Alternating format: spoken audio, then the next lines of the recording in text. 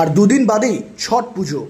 সারা দেশ জুড়ে যেমন এই পুজো চলবে, তেমনি বারাসাতেও নির্দিষ্ট কিছু পুকুরে এই পুজো প্রত্যেক বছরের মতো এবারও হবে। কিন্তু এই পুজোকে কেন্দ্র করে যাতে কোনো অপ্রীতিকর ঘটনা না ঘটে, তার জন্য যথেষ্ট তৎপর জেলা প্রশাসন। শুক্রবার তারই প্রস্তুতি দেখতে বারাসাতের বিভিন্ন পুকুরের পাশাপাশি বারাসাত শেঠপুকুর ঘুরে দেখলেন এসডিও সোমা দাস, বারাসাত থানার আইসি মৈনাক ব্যানার্জি সহ পুরো প্রতিনিধিরা।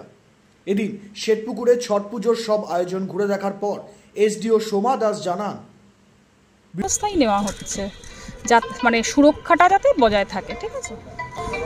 ব্যুরো রিপোর্ট, নজরে বাংলা।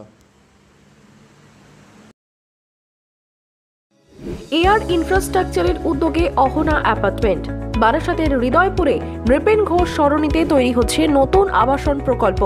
থাকছে একগুচ্ছ বিশেষ সুবিধা, লিফট থেকে শুরু করে ডিপ টিউবওয়েল, এছাড়াও থাকছে সাউন্ড প্রুফ জেনারেটর এবং কার পার্কিং এর সুবিধাও।